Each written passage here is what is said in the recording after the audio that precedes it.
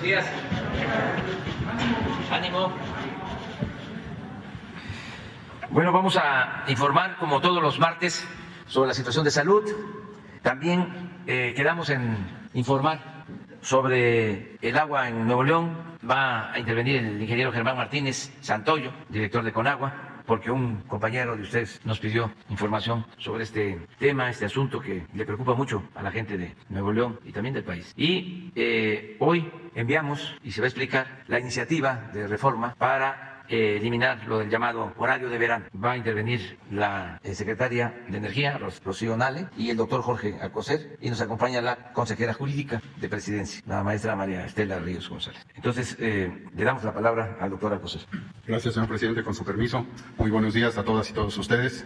En el pulso de la salud les informaremos dos temas, tres en general. En principio, el maestro Zoé Robledo continuará informando los avances del plan de transformación del sistema de salud con el seguimiento del reclutamiento y contratación de médicos especialistas, en especial en Nayarit, los avances generales en Tlaxcala, Colima y las acciones multidisciplinarias desplegadas en Sonora. En segundo lugar, el doctor Hugo López-Gatell presentará el estado que guarda la pandemia y, desde luego, la política de vacunación hoy en día en nuestro país. Y, como ya anunció el señor presidente, dentro de los objetivos de la iniciativa de ley de usos horarios en los Estados Unidos mexicanos, se encuentra el eliminar el horario de verano en el territorio nacional, y en su momento les presentaré las repercusiones que tienen en la salud por el cambio de horario. Muchas gracias.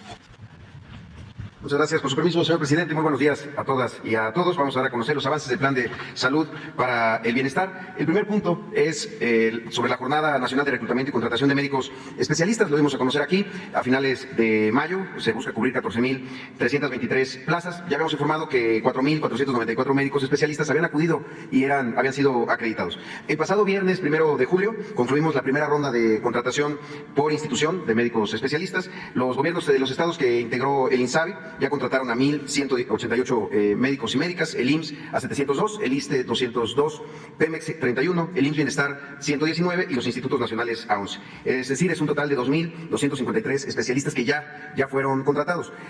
Si vemos la siguiente, de cualquier manera seguimos teniendo muchas necesidades. Estas son las especialidades troncales, que son las más grandes del país, y como pueden ver, seguimos necesitando médicos especialistas. Entonces, lo que se va a hacer en este momento con los 2,241 médicos que ya fueron acreditados, si nos pueden pasar la siguiente, es que habrá dos rondas más, como ya se había anunciado. La segunda ronda ya está en marcha, concluye el 7 de julio, la tercera ronda inicia el próximo 13 de julio. Y una vez concluidas estas dos etapas más, la intención es lograr contratar al mayor número de médicos especialistas. El 18 de julio se abre de manera permanente nuevamente la convocatoria con las vacantes, pero con una nueva modalidad. A partir de que un médico pueda acreditar su cédula, todos los datos que se necesitan, y haga de conocimiento su interés por una de las vacantes, entonces él será el primero en tener oportunidad de seguir el procedimiento hasta su contratación. Así es como vamos en este tema. Lo siguiente son los avances generales en el caso de Nayarit. En Nayarit ya estamos operando el 100% de los hospitales, el 100% de las unidades. Son 12 hospitales, 3 unidades de especialidades médicas y 261 centros de salud, es decir, las unidades de primer nivel. En cuanto al proceso de basificación de personal, llevamos 896 de 902 trabajadoras y trabajadores que ya están por recibir su base, y tenemos actualmente 163 médicos especialistas trabajando en los hospitales, es decir, ya tenemos una cobertura del 80,6%. Todavía necesitamos crecer en las unidades de especialidades médicas, y ya tenemos el 100% del personal capacitado en los hospitales y el 75% capacitado en las unidades de primer nivel. En cuanto a infraestructura y a las acciones de dignificación de espacios, desde el 2 de abril ya se han invertido 54,1 millones de pesos. Estos son impermeabilizaciones, mantenimiento de los baños, bardas perimetrales, imagen institucional y demás. Se tiene un avance en este aspecto del 92%, y en materia de abasto de medicamentos se cuenta en Nayarit con un nivel de surtimiento de recetas del 95%, y ya todos los hospitales cuentan con el sistema de control de insumos en farmacias y en los almacenes. En el caso de Tlaxcala, tenemos ya presencia también en 100% de las unidades,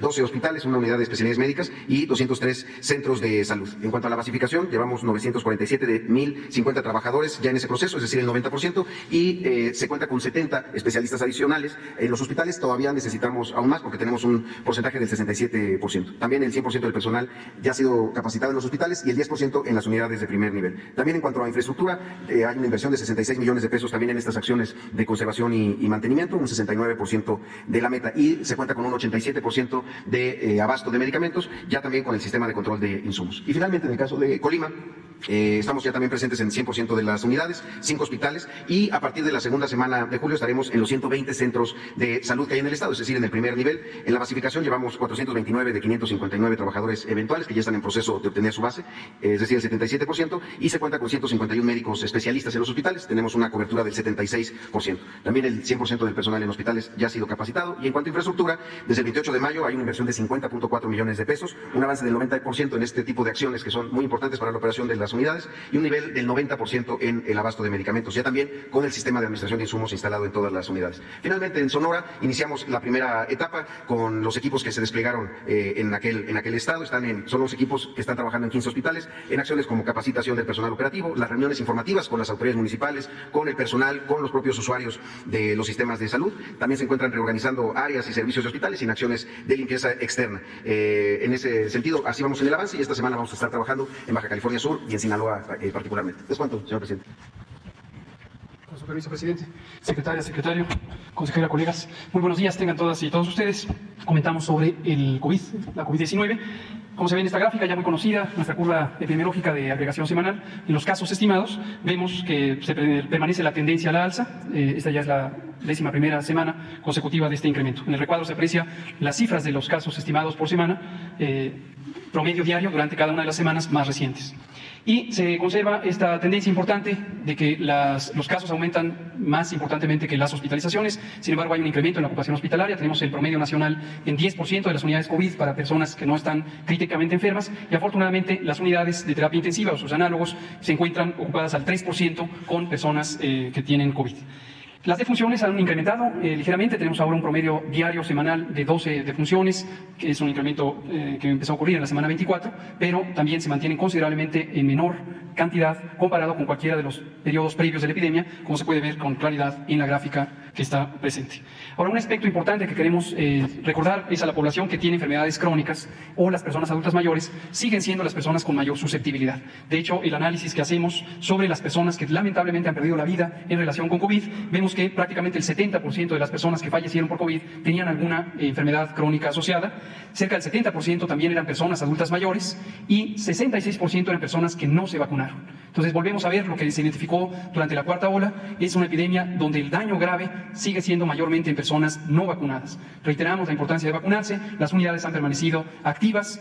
No importa que estemos ya ahora en el periodo de mayor intensidad para niñas y niños de 5 a 11 años de edad. Las personas que no se hayan vacunado de cualquier edad siguen teniendo una vacuna disponible. Por favor, hagan uso de ella para que queden protegidas. En particular, si se es una persona adulta mayor de 60 años o es una persona que tiene alguna enfermedad crónica. Muchas veces hemos dicho cuáles son las de mayor importancia: obesidad, sobrepeso, diabetes, desde luego múltiples cánceres, la hipertensión arterial, la enfermedad cardiovascular, la enfermedad pulmonar crónica. Pero en general, vacúnense. Y las mujeres embarazadas, por favor, vacúnense. El embarazo también condiciona un mayor riesgo de mortalidad por COVID-19.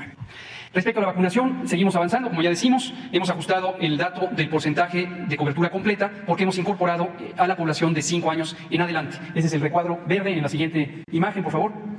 En el extremo derecho e izquierdo de la diapositiva, 77%, recordarán que decía 87%, esto es porque hemos agregado ya la suma de población por vacunarse de 5 años, desde los 5 años. Sin embargo, las cifras de las etapas ya completas se muestran ahí, no han cambiado: 91% para las personas de 60 y más, 60% para personas de 12 a 17, perdón, la primera es de 18 en adelante, 60% de 12 a 17, y el grupo más reciente, actualmente muy activo, 8% de cobertura en personas de 5 a 11 años de edad. Finalmente, el calendario de vacunación: ya llevamos 2 semanas recibiendo la vacuna Pfizer específica para niñas, niños de 5 a 11 años de edad. Esta semana recibiremos un nuevo embarque de un poco más de 1 millón de dosis en 2 días consecutivos, próximo miércoles y próximo jueves. Gracias.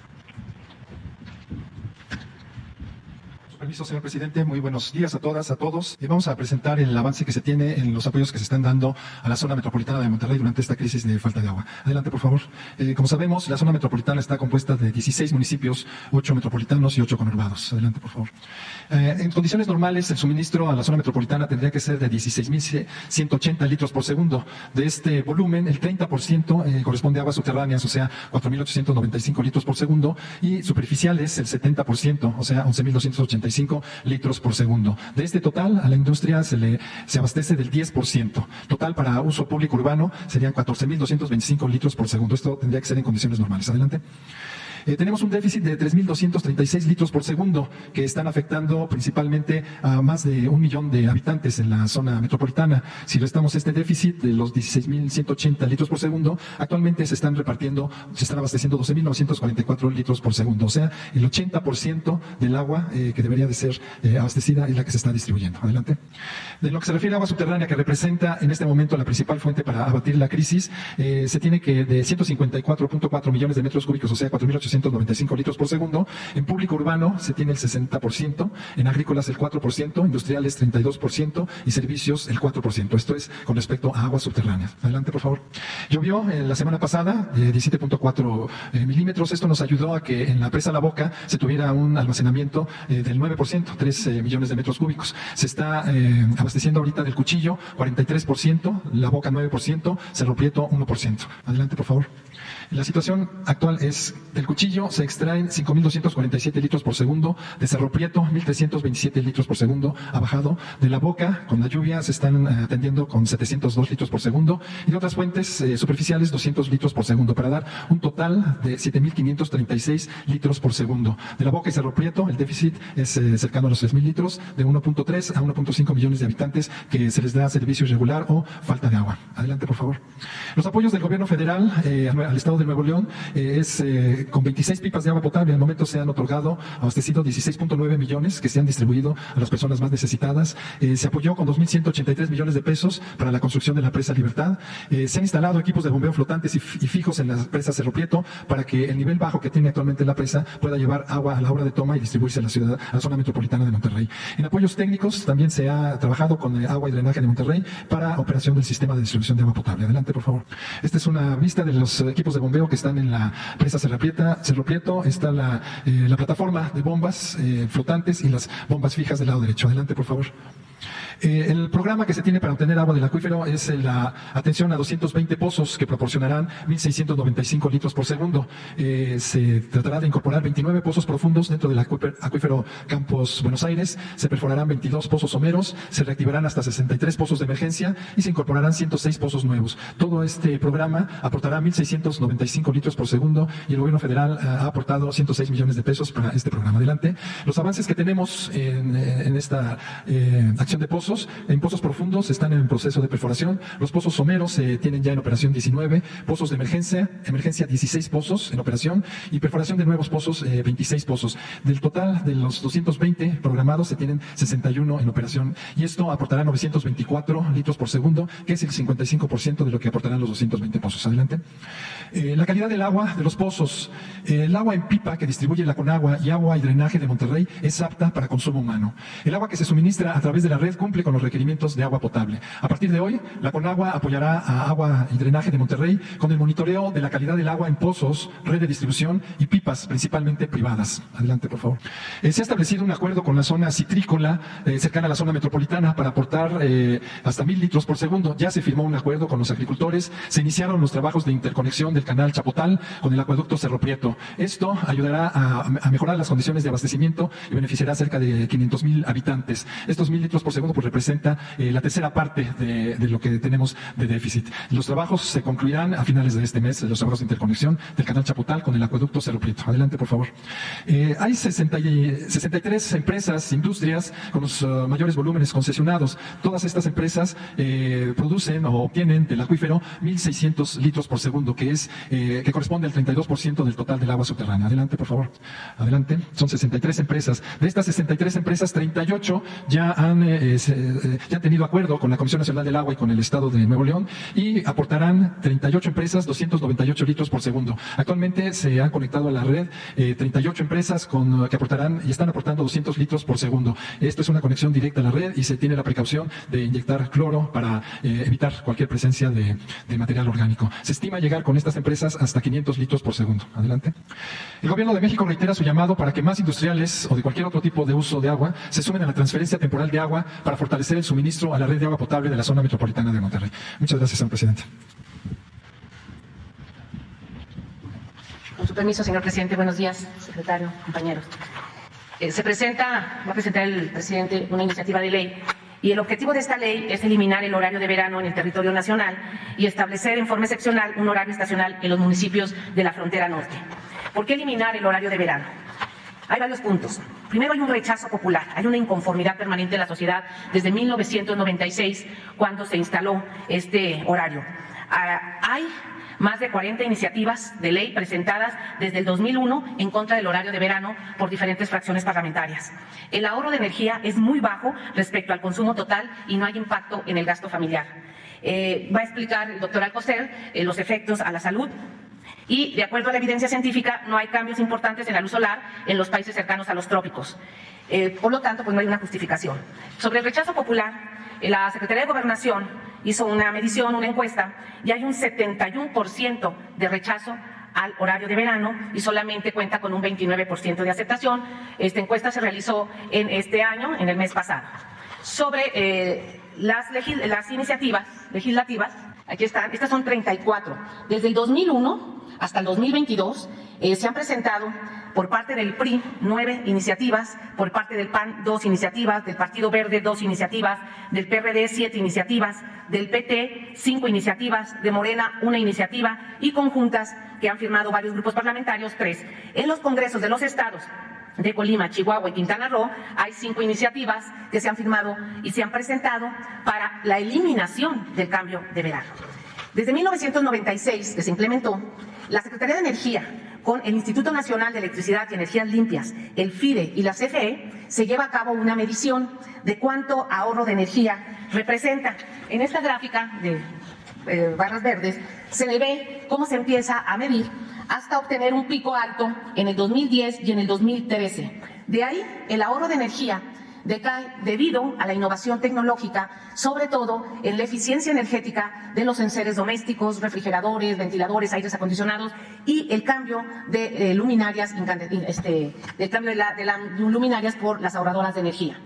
En el 2021, el consumo nacional y el ahorro por el horario de verano solamente fue de 537 gigawatts por hora, que equivalen a un 0.16% del consumo nacional, y un ahorro económico de 1.138 millones de pesos, que representa el 0.2% del consumo nacional de electricidad.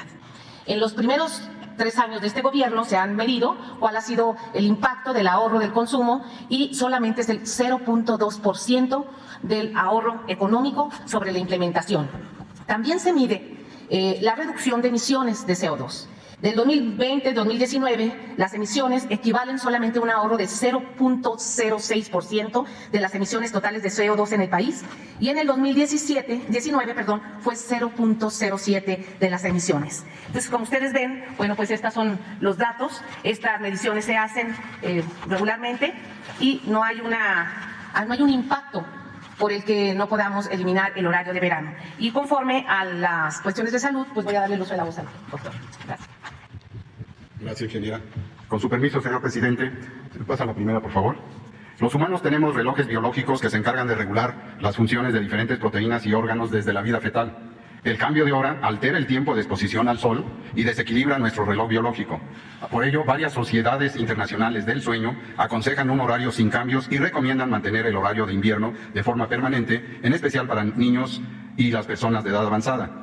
Pues el horario de invierno promueve un ritmo biológico más estable que el del verano, mejora el rendimiento intelectual y ayuda a disminuir enfermedades del corazón, obesidad, insomnio y depresión.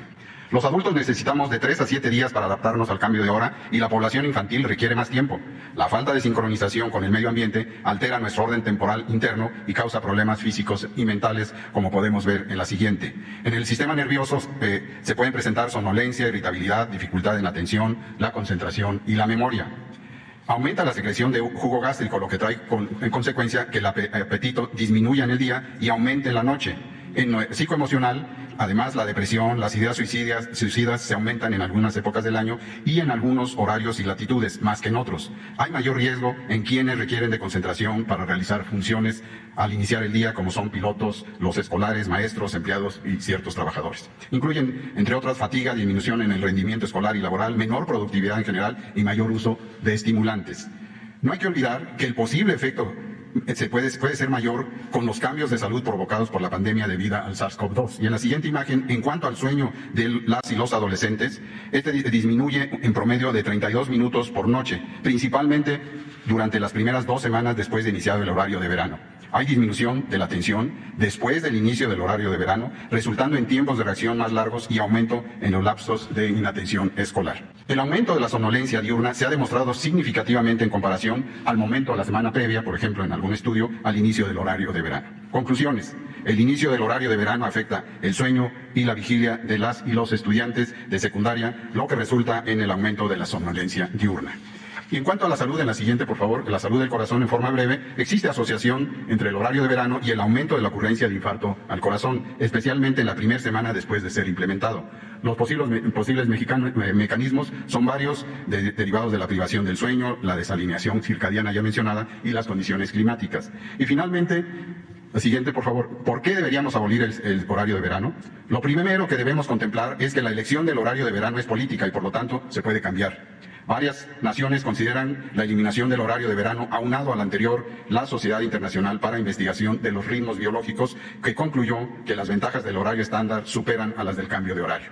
Cada vez más, los estudios muestran que las diferencias de tiempo entre el reloj social y el reloj biológico desafían la salud, la llegan a alterar, por lo que, si queremos mejorar nuestra salud, no debemos luchar contra nuestro reloj biológico. Lo recomendable es volver al horario estándar, que es cuando la hora del reloj solar coincide con la hora del reloj social, el reloj de Dios. Muchas gracias.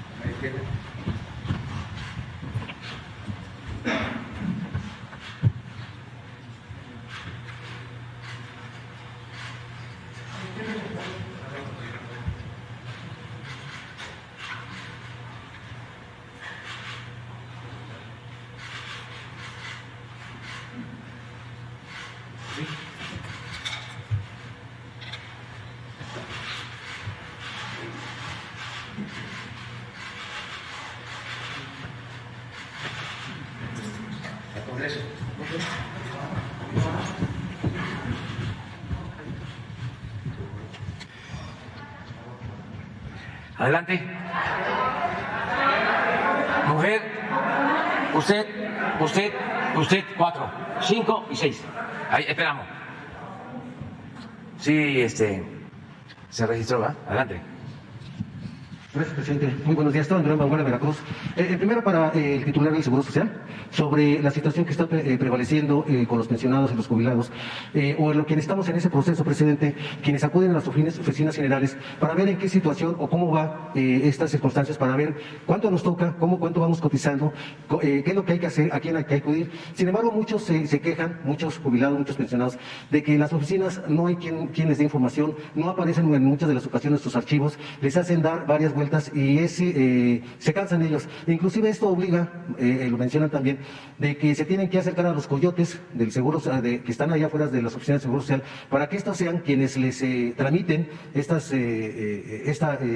pues lo de su jubilación, lo que les toca, pues. Y es lo que piden al Seguro Social, al gobierno federal, para que agilicen este proceso y de esa manera ellos no tengan que estar pagando, pues, dinero a los coyotes, para que cuando estos acuden con los trabajadores que están en las oficinas, pues entonces sí aparecen los archivos, sí aparece todo ese proceso y es cuando se inicia. Pero si no se acercan con los coyotes que están ahí nada más viendo, pues no hay nada. Eso es lo que están pidiendo a al Seguro Social, presidente. Adelante.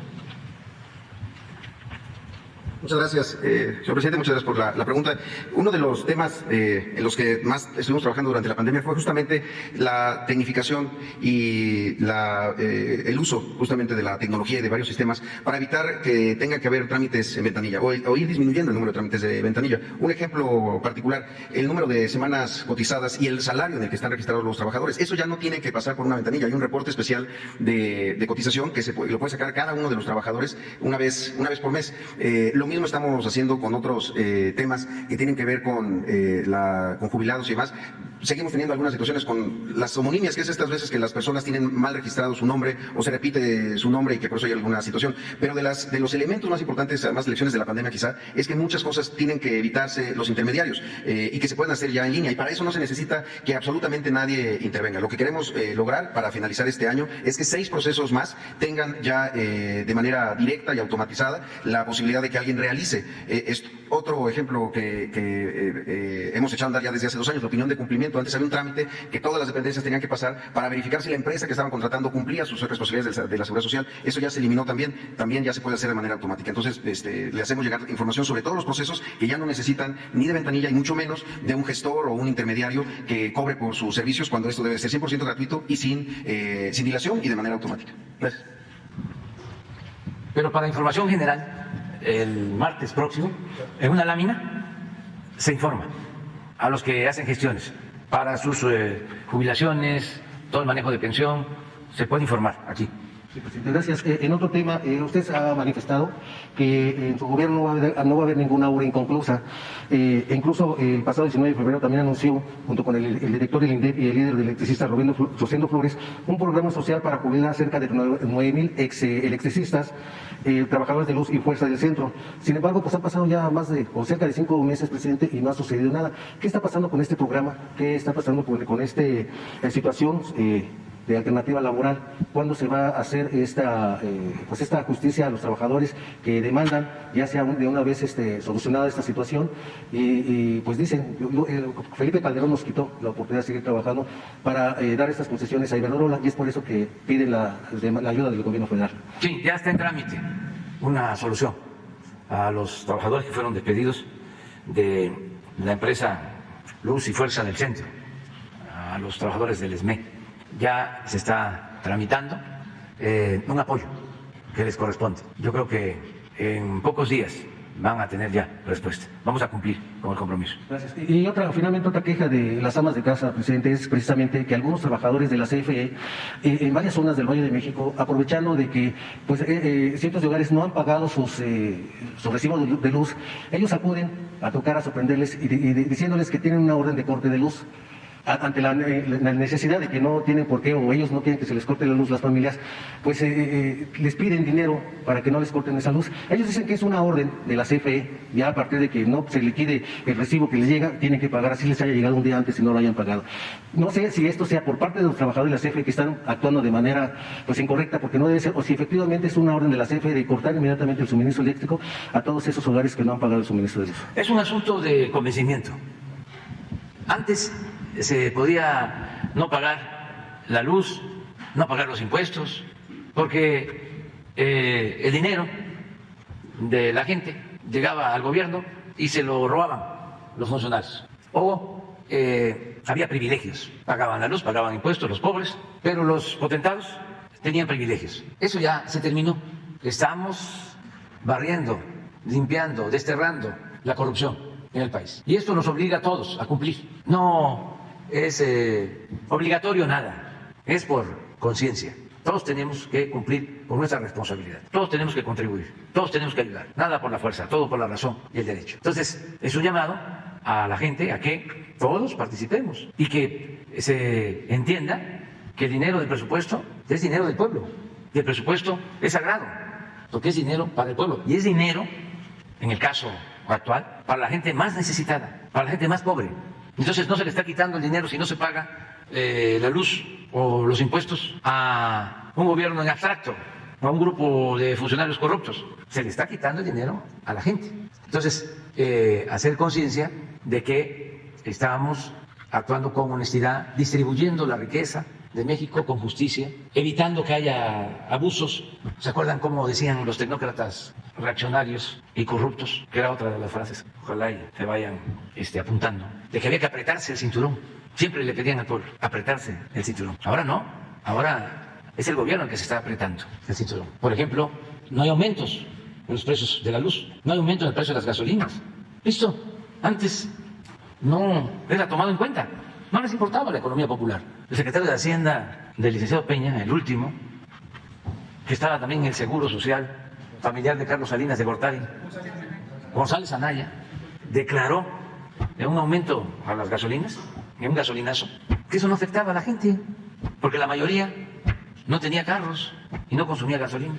Secretario de Hacienda. Entonces, ya no es lo mismo. También ya no aplica la frase famosísima y desde luego absurda de que la corrupción es parte de la cultura del pueblo de México. No, nuestro pueblo es honesto y es trabajador. Y es, aunque no le guste a los voceros del conservadurismo, es un pueblo bueno. El problema está arriba, los camajanes, que se sentían los dueños del país, que son los que están ahora más enojados. Pero ya las cosas han cambiado.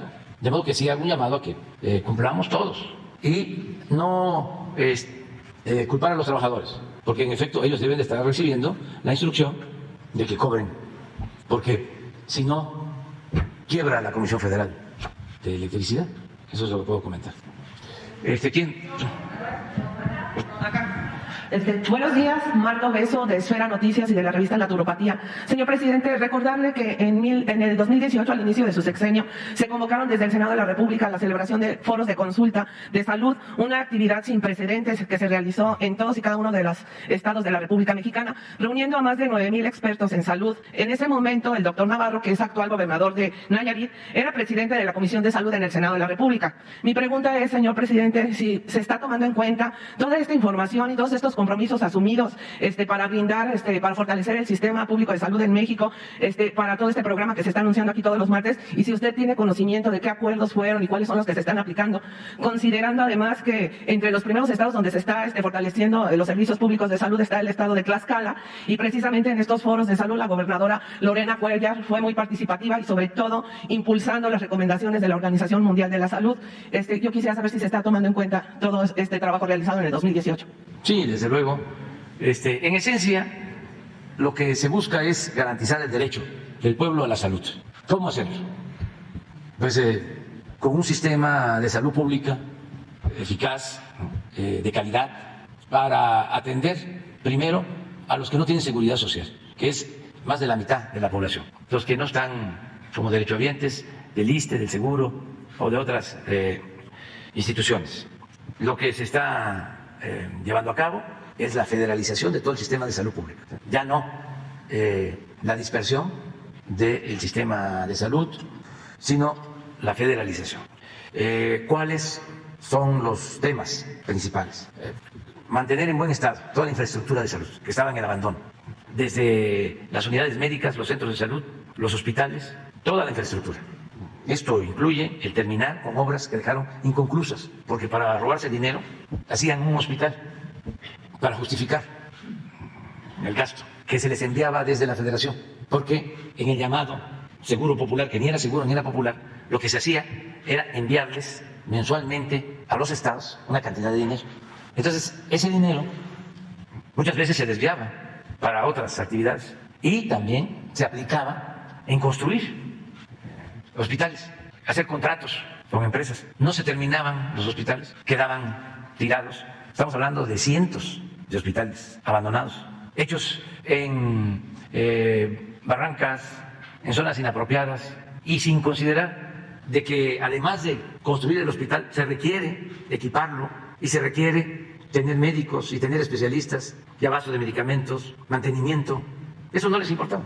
Y habían otros casos, hospitales que se hacían con la iniciativa privada, de repente gente influyente se dedicaban a construir hospitales con un sistema llamado de asociación pública-privada, que significaba pagarles a estas empresas 3, 4, 5 veces más del costo del hospital y de la operación del hospital. Todo por influyentismo. Un hospital que costaba construirlo 300 millones, llegaban a cobrarlo en 3,000 millones. Y no estoy hablando al tanteo, tengo todas las pruebas de lo que digo. Entonces, ahora estamos mejorando todo el sistema hospitalario desde el primer nivel de atención, que son los centros de salud. Eso es lo primero. Lo segundo, que no falten los médicos. Y aquí estamos frente a un problema estructural. No tenemos médicos en el país. Esa fue una herencia de ese modelo neoliberal que defienden todavía algunos. No hay médicos ni especialistas suficientes porque no les importó impulsar la educación pública. Querían que estudiaran solo los que tienen para pagar colegiaturas. Ese era el plan. Pero eso pues no puede suceder, aunque lo deseen los tecnócratas, lo recomiendan los expertos neoliberales, porque la mayoría del pueblo de México no tiene ingresos suficientes para pagar por la salud, para curarse. Entonces, ni tiene para pagar la educación pública, la educación que debe de ser pública. Entonces, ¿qué sucedió? Pues que no hay médicos, esa es otra herencia, no hay especialistas. Entonces, estamos ahora haciendo una convocatoria para que todos los centros de salud y los hospitales tengan médicos y tengan especialistas, porque no había, engañaban. ¿Sí? Los centros de salud no tenían médicos, o si tenían médicos era nada más de lunes a viernes, no había médicos los fines de semana, no se podía enfermar la gente el fin de semana, especialistas no había. Aquí estamos viendo, se hizo una convocatoria hace unos días, ¿por qué no pones?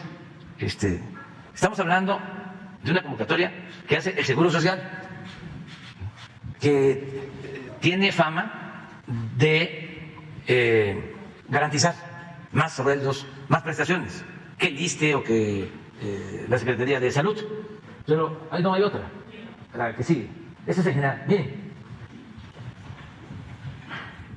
pediatría para atención de los niños, 182 se lograron contratar y hay 1.548 vacantes. Esto no lo sabía la gente, porque la mafia del poder tenía el control de los medios de información y no se garantizaba el derecho a la información.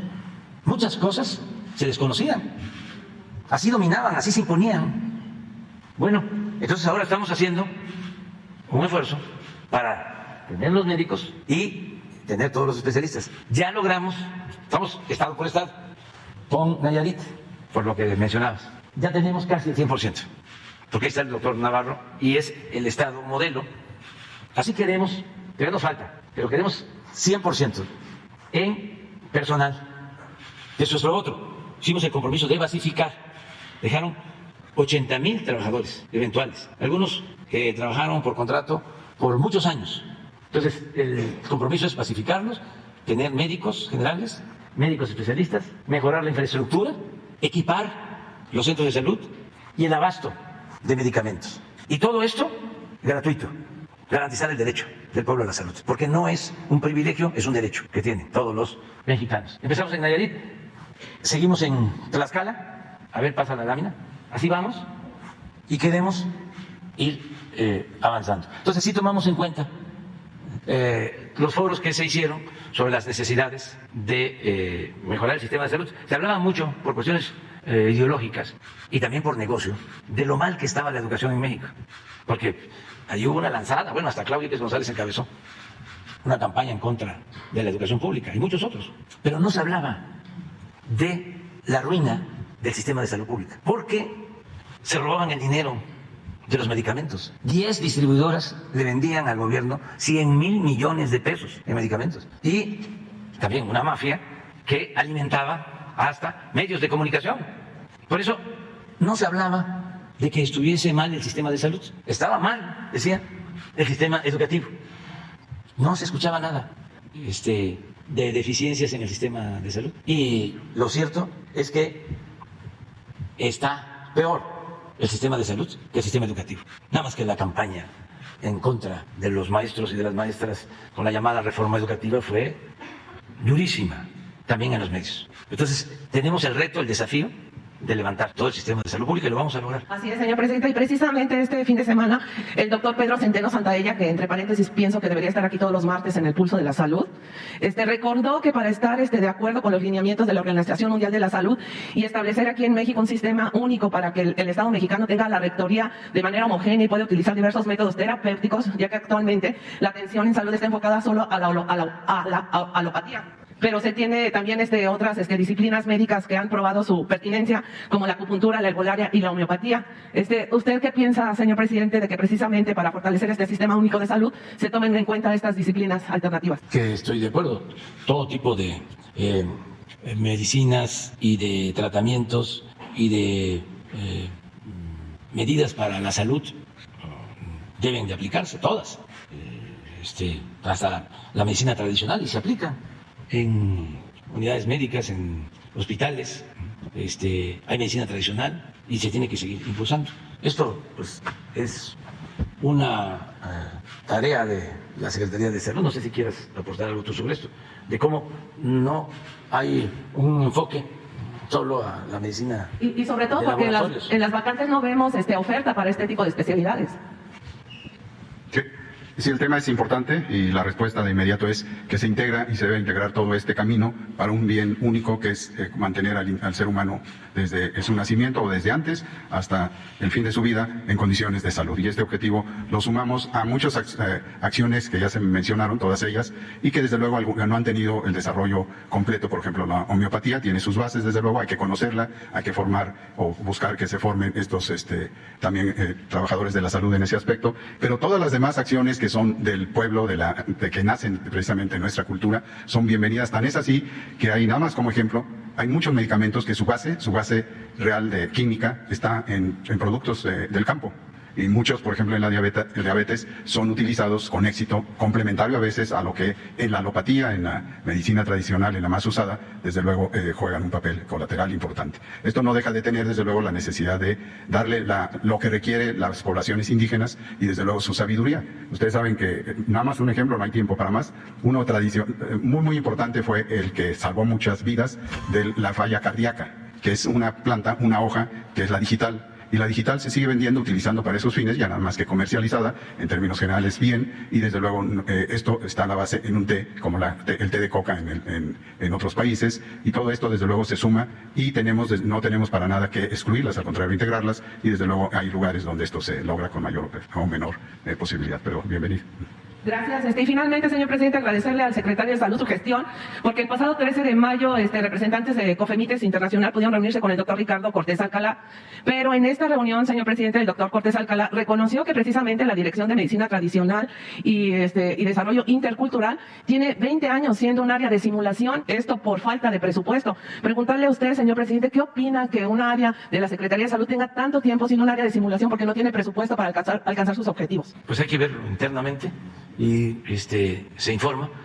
La salud como la educación tienen prioridad en el gobierno nuestro y no se limitan recursos, no hay límite, todo lo que es justicia para el pueblo. Y en general lo único que se limita son los excesos, las extravagancias de los funcionarios públicos, que dicho sea de paso, pues ya no es como antes, no son viajes, ¿no?, supuestamente de estudios o asistir a congresos, pero eran viajes de placer, turismo político. Eso ya no hay. Entonces se cuida mucho el presupuesto y se destina a lo básico, y lo vamos a seguir haciendo. Buenos días, presidente. Buenos días, integrantes del gabinete. Mi nombre es Miguel Velázquez, soy reportero del periódico Publimetro. Y antes de empezar mi exposición, quisiera regalarle, presidente, el ejemplar en el que presentamos ayer una investigación de la que le voy a contar. Me gustaría, incluso si lo pudiera ojear mientras le estoy hablando, porque tiene algunos datos que, yo voy a hacer la pregunta lo más concreta posible, pero acá hay algunos datos extra. Entonces, ¿me lo pasas? Muchas gracias. El tema del que le quiero exponer, presidente, es una investigación que publicamos, que es sobre los montadeudas. Los montadeudas son, un grupo criminal o grupos criminales que están dedicándose a una nueva forma de extorsionar. ¿Cómo lo hacen? A través de aplicaciones móviles, a través de aplicaciones para el celular, en la que ofrecen créditos o ofrecen préstamos, mejor dicho, express, lo promocionan como sin la necesidad de revisar el buro de crédito ni nada por el estilo, nada más con que me mandes un mensaje, yo te presto en este momento el dinero que tú me quieras pedir y adelante. Muchas personas justamente en esta crisis económica, y muchas personas han caído en las garras de estas personas, y lo que sucede es que piden el crédito, piden el préstamo, por ejemplo, vamos a poner un ejemplo, 2,000 pesos y te los pago de aquí al 31 de julio. Las personas, los montadeudas, días antes empiezan a amenazar, empiezan a mandar mensajes, empiezan a decir, tienes 20 minutos para pagarme, vamos a descuartizar a tu familia, etcétera. ¿Por qué es una preocupación? Porque como son aplicaciones del teléfono, las personas cuando las instalan le dan acceso a la cámara, a las fotos, a los contactos, etcétera. Entonces, básicamente es como darle la llave a una persona y que se meta a robar. Entonces, tienen todos los datos. Les dicen, estos son los grupos de tu trabajo, estos son tus compañeros de trabajo, tu familia, tu esposa, tus hijos, etcétera, y tienes tanto, si no, ya sé dónde vives, porque le dan acceso a la geolocalización, etcétera. Es una situación compleja, presidente, porque realmente no se sabe quiénes están detrás de estos grupos, y además las personas están indefensas en ese sentido porque acuden a la policía cibernética, acuden a diversas instancias, y como no hay una legislación al respecto, no se puede hacer mucho, ¿no? Además, el tema del anonimato de quiénes son quienes están detrás de las aplicaciones es bastante complejo. Otro de las cosas que suceden, y para dar un poco la dimensión de este asunto, es que les cobran, por ejemplo, esos 2,000 pesos que habíamos dicho, paga uno los 2,000 pesos antes del tiempo pactado y les dicen, no me has pagado la deuda, me tienes que pagar más. Y es una extorsión. Y entonces pagan, las deudas llegan a ser desde 500 pesos, estamos hablando de una cantidad, pues no menor, pero 500 pesos que para un momento de emergencia sí son un apoyo importante para las personas.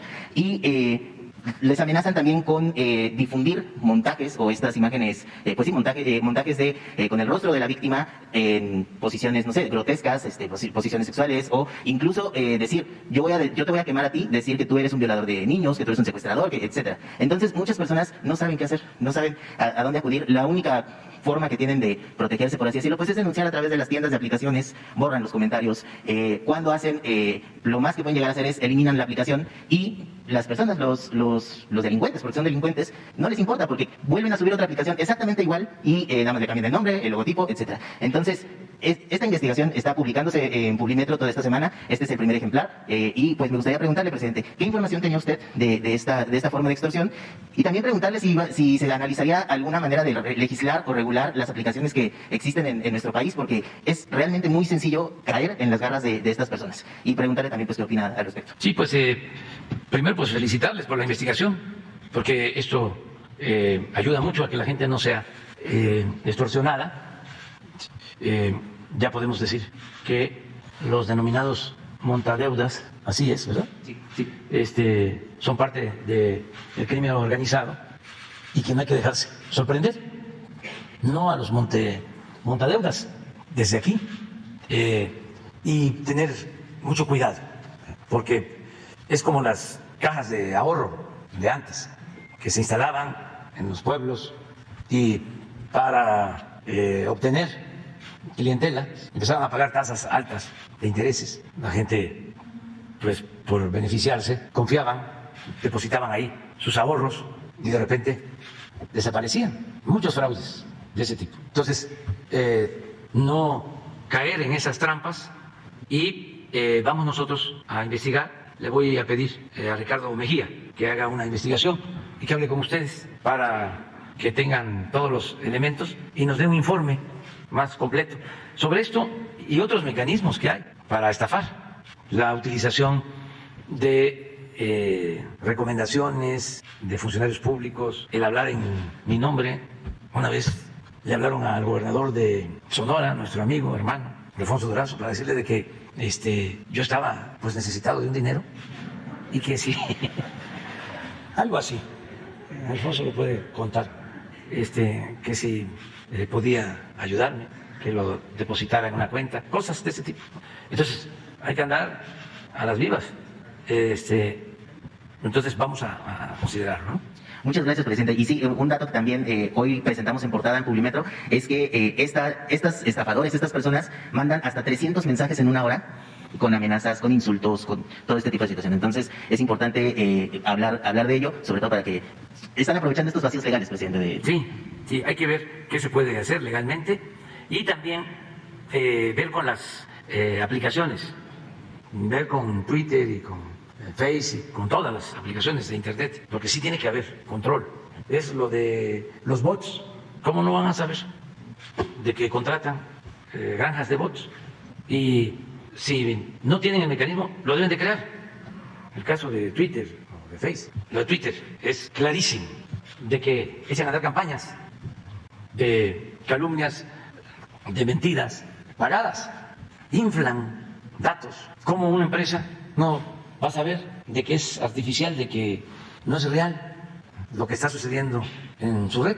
Dos cosas: o les importa más que nada el dinero, más que la ética, o es una forma perversa de entender la comunicación. Entonces, todos tenemos que ayudar y todo tiene que ver con la verdad. Vamos a profundizar en esto. Muchas gracias, presidente. Y en un segundo tema me gustaría preguntarle, hace poco, hace un poco más de un mes, unos días, el 31 de mayo, se firmó aquí pues el acuerdo de la prohibición de los vapeadores y demás. Preguntarle, en este primer mes, ¿qué corte de caja nos puede dar? ¿Qué ha pasado? ¿Ha habido decomisos? ¿Qué ha habido? Porque pareciera que hay algunos lugares en donde la gente sigue reportando que se siguen vendiendo. No tengo información.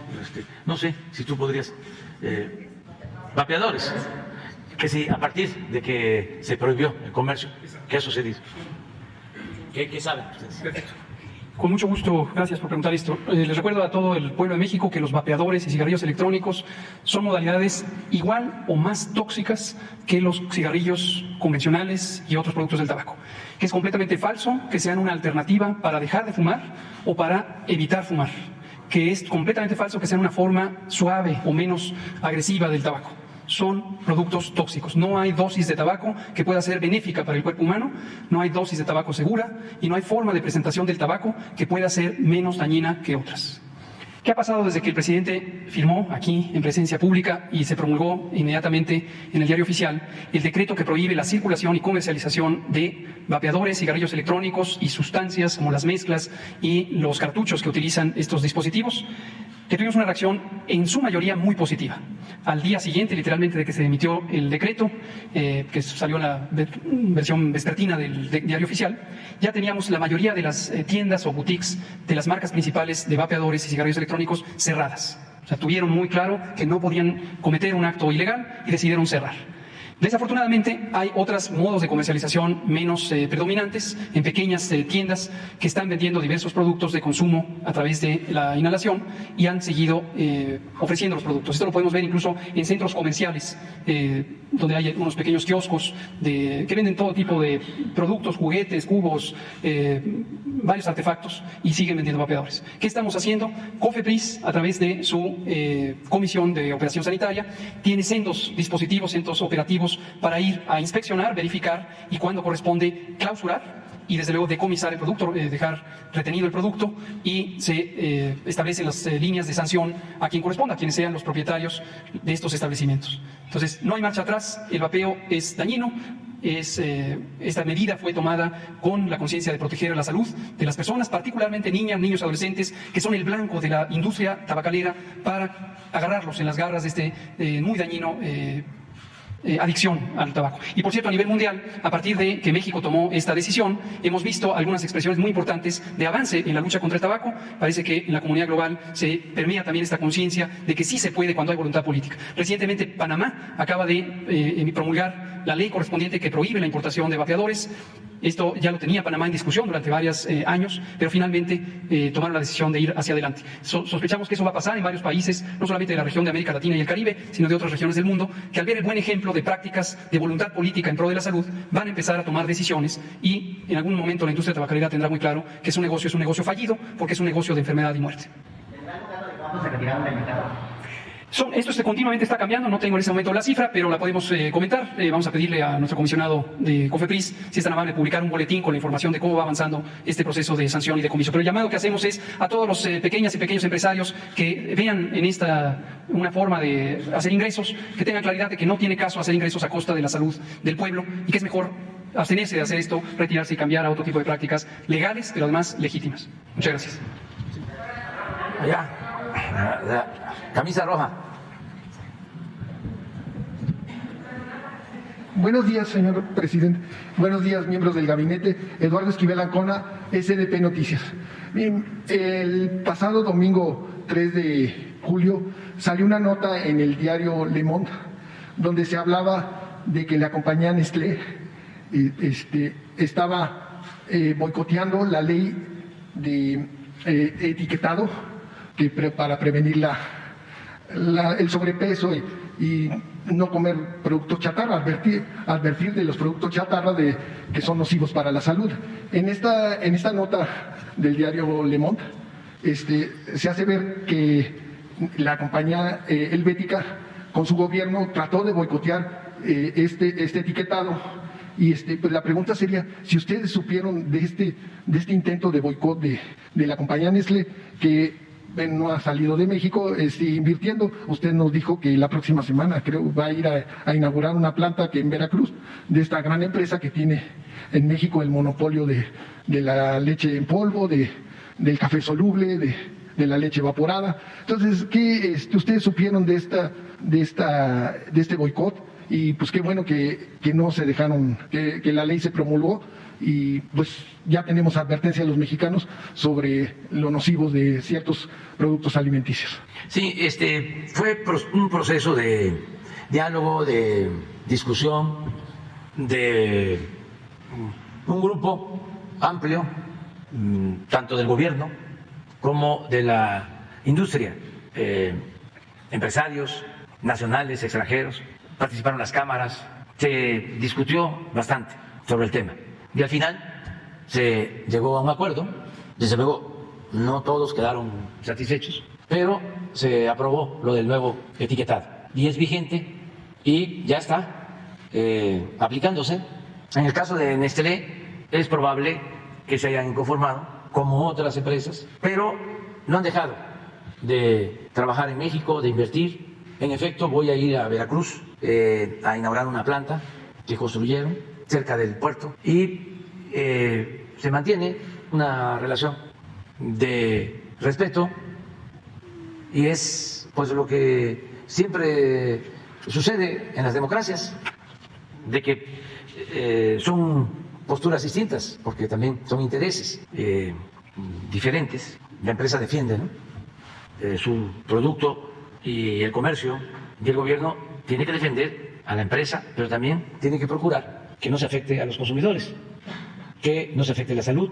Por eso es buena la democracia y la separación de poder económico con poder político, porque antes el poder económico era el que dominaba.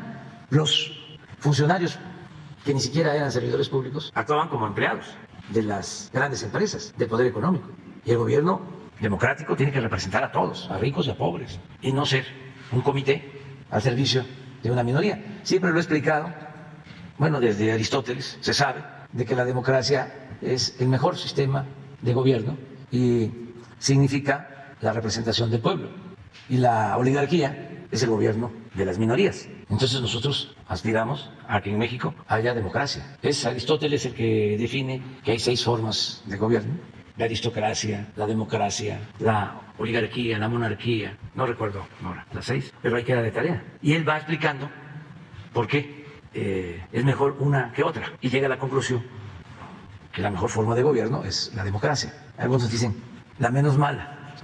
No, es lo mejor que hay. El gobierno del pueblo, para el pueblo y con el pueblo. Entonces, que el gobierno represente a todos, busque la conciliación, los equilibrios, pero siempre pensando en proteger al débil de los abusos que comete el fuerte, no permitir la prepotencia, no permitir el clasismo, no permitir el racismo, que haya justicia, que la riqueza que se genera, que se produce, se reparta con justicia, que no se concentre en unas cuantas manos. Pues todo eso es la democracia. Entonces, llevamos buena relación con los empresarios de Nestlé.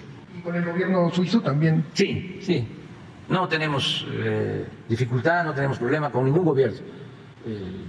Son buenas nuestras relaciones con todos los gobiernos del mundo. Y tenemos buena relación con el gobierno de Estados Unidos. Hoy creo que el New York Times, para variar, sí, se lanza contra Ken Salazar, el embajador de... Pero no es el New York Times, es el Washington Post. New York Times. Ah, a ver, pónganlo. Sí, es mi amigo y es un hombre bueno, sensato, amigo del presidente Biden, un político muy responsable, de Colorado, que viene de abajo, de origen mexicano, además simpático.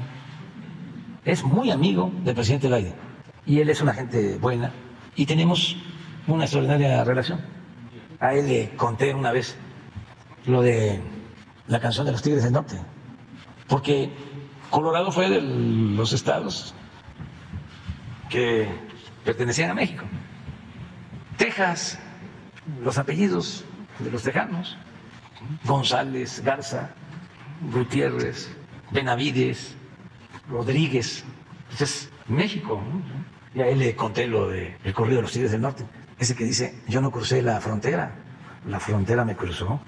Y es muy buena persona y son muy buenas las relaciones, pero, lo voy a decir, los conservadores, reaccionarios, sí, quisieran tener un halcón de embajador.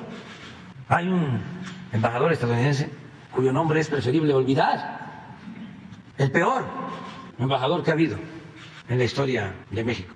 El embajador, lo voy a decir, Wilson, que fue el que preparó el golpe de Estado contra Francisco I. Madero, nuestro apóstol de la democracia. Pero así como existió ese embajador nefasto, saben que cuando tienen al presidente Madero aquí en Palacio, lo va a ver la esposa, Sara, la esposa del presidente, va a hablar con él y le dice de manera brutal: señora, su marido se lo buscó, no me hizo caso. Entonces existe en Estados Unidos y en el New York Times, ¿o no? Todavía esa mentalidad. Ya les voy a mandar a los del New York Times las memorias de Joseph Daniel, el embajador de Estados Unidos en México en la época del presidente Roosevelt, para que vean la diferencia entre Wilson y Daniel. Un embajador, diría, el mejor que hemos tenido de los embajadores de Estados Unidos en México. Y el embajador Ken Salazar, pues es un hombre responsable, que defiende a su país. Estuvo conmigo casi una semana aquí recibiendo a 18 dueños de empresas estadounidenses, tratando caso por caso. Y es una gente de lo mejor. Pero los del New York Times están con la idea de que Estados Unidos debe someternos. Creen que somos colonia. No, México es un país independiente, libre, soberano. No se subordina a ninguna potencia, a ninguna hegemonía, a ningún gobierno del mundo, sean nuestros vecinos de Estados Unidos o sean de China o de Rusia. Nosotros somos respetuosos de todos los países del mundo. Por eso nuestra política de no intervención y de autodeterminación de los pueblos. Entonces, nuestro apoyo, ¿okay? Pero para que vea también lo que se siente. No pasa nada absolutamente. O sea, antes un periodicazo así, era demoledor, tremendo. Ya no. Además, si no tienes razón, si es una falsedad, es una mentira. Antes, ya lo hemos dicho, la calumnia cuando no manchaba tiznaba, pero ahora no. Aunque se trate de New York Times, Washington Post, a lo mejor se enojaron por los de ayer, aunque esto lo preparan con tiempo, los de Assange. Y eso es lo que deberían de estar haciendo el New York Times, defendiendo a Assange. Esa es la defensa de la libertad. Pero eso no lo tocan. No es nota, dirían aquí. En una segunda pregunta, pues qué bueno que resistieron a esos, su gobierno y en especial el doctor Hugo López-Gatell, que fue el más presionado con esto del etiquetado. En una segunda pregunta, señor presidente, ¿qué opinión le merece ahora que se inauguró la primera parte de Dos Bocas de la refinería Olmeca, lo que están diciendo muchos que no son especialistas, o lo que dicen no es de un especialista en refinación, que muchas veces están diciendo que la refinería va a dar petróleo, o sea, a refinar petróleo hasta el 2026, que no vamos a ver antes. Lo que también dicen que no es negocio, que ya va de salida los combustibles fósiles, porque ya vienen los autos eléctricos, que todos van a ser eléctricos, y nosotros en SDP y en Econósfera nos dimos a la tarea de investigar cuándo van a venir, que ya no va a haber de combustión automóviles de combustión interna. En Estados Unidos, que es donde más se han dado subsidios para los carros eléctricos y todo, hay un poco más de 2 millones de estos automóviles, cuando el parque vehicular de ese país es de 350 millones de automóviles que son de combustión interna. Entonces, no creo que sea tan rápido, o no hay un programa de chatarrización de todo ese parque vehicular. Todavía hay problemas con las autonomías de los automóviles, que no llegan a, si es un carro eléctrico, pues la máxima que tienen de autonomía son 500 kilómetros, se tardan en recargarlas, no hay ¿qué se van a hacer cuando vengan, se tenga que, pues se termina la vida útil de las baterías de litio, porque esas también contaminan, ya cuando se tira ya no sé. Entonces hay muchas cosas que por lo pronto, la declaración de los tuits de Elon Musk, que dice que se tiene que apurar al gobierno de los Estados Unidos para que extraiga más petróleo y produzca más gas, porque todavía no es el tiempo, ¿no?, de las energías limpias y renovables. No es que la transición no es tan rápida. Entonces aquí los que están en contra de la refinería Olmeca, pues aquí se equivocan, y de que no sea negocio, pues yo pienso que sí. Hemos tenido en los últimos años que nos hicieron refinerías de importación de gasolinas, de combustibles. Entonces tenemos un déficit en el energético. Pemex tiene que pagar muchas cosas, y pienso que pues alguna opinión, por algo lo están diciendo los contrarios a Lo que más me da risa o a la vez coraje es los análisis que se hacen, que no se van a hacer, de la tasa interna de retorno, lo hacen hasta en servilleta de papel, ¿no? Hacen los análisis, los hacen así. Yo creo que ya va a ser una materia obligatoria en el ITAM, análisis financieros de proyectos de infraestructura en servilleta de papel. Entonces, ¿qué opinión le merece esta? Pues es parte de la oposición a todo lo que hagamos. Se les podría contestar así de manera rápida, de que ellos, o sea, los defensores de los gobiernos neoliberales, no hicieron una refinería en más de 40 años, una sola. Y si ya queremos llevarlo al detalle, pues recordarle que ofreció Calderón hacer una refinería, hicieron toda una laraca y terminaron cancelando la refinería y solo hicieron una barda. Pero si lo vemos más a fondo, pues sí podríamos decir algunas cosas que tienen que ver con errores que se cometieron a nivel mundial, que eso no tiene que ver solo con los editorialistas de Reforma o del Universal o del Financiero, no, del New York Times y del Washington Post y del Financial Times. Imagínense no calcular el error grave, garrafal. Y los errores en política son como crímenes, de no prever el daño que iba a causar el no evitar la guerra o la invasión de Rusia a Ucrania. ¿Qué hicieron los expertos? Es un error garrafal, dolorosísimo por el daño que causaron. ¿Qué no la política se inventó para evitar la guerra? ¿Dónde estaban los políticos? ¿Dónde estaban los expertos y los tanques de pensamiento? Eso, por un lado. Segundo error, ¿cómo no calcular lo que estás planteando? De que el proceso de transición hacia las energías limpias lleva tiempo. Política, entre otras cosas, es tiempo, manejo de tiempos. ¿Cómo recomiendan todos los expertos que había que dejar de pensar en el petróleo y ya no invertir en exploración, en extracción de petróleo, ni en refinación? Porque ya vendían los carros eléctricos. Esto me recuerda lo que hicieron cuando la llamada reforma energética, que engañaron a la gente diciendo, ya viene la dolariza, viene el dinero de inversión extranjera a raudales para incrementar al doble la producción de petróleo en México. Y no llegó nada. Pero todo esto tiene que ver con esos expertos. ¿Cómo no hacer proyecciones apegadas a la realidad? ¿Cómo quedan los especialistas en todo esto? ¿Qué hicimos nosotros? Pues dijimos, vamos a seguir necesitando el petróleo y vamos a seguir necesitando las gasolinas.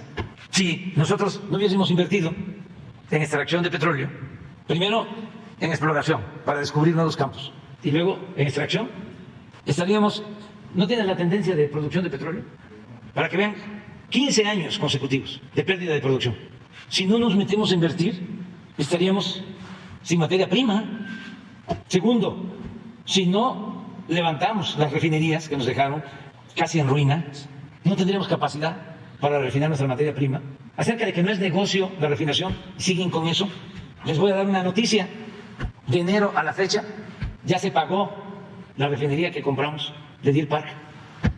Imagínense si fuese negocio. Los $600 millones que se pagaron, ya los recuperamos de utilidad. Y todavía los de Reforma, de esta tecnocracia muy atrasada, por dogmática sobre todo, porque están muy enajenados, siguen hablando de que no es negocio la refinación. ¿Saben a cuánto están trabajando de su capacidad las refinerías de Estados Unidos?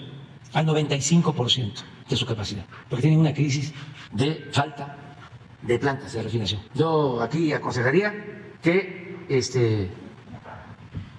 actuaran con mucho cuidado por la seguridad de los trabajadores, porque están en el límite por esta situación que se está padeciendo. Sí, pero hay una así, de 14, 15 años, es una gráfica, es esto, pero bueno, detuvimos la caída, ya estamos arriba, y en el caso de la refinería, imagínense si no la iniciamos cuando entramos al gobierno, no lo hubiésemos podido hacer por tiempo. Entonces sí, es más, cuando entramos al gobierno se licitó y nos las entregaban, si la hacíamos con una empresa particular, creo que hasta el 26, Rocío, en un caso. Sí, pero hay una, bueno, después la... Entonces, a tiempo, se actuó a tiempo. ¿Y cuándo va a estar? ¿Que va a producir hasta el 2026? No. Hemos hecho el compromiso con Rocío.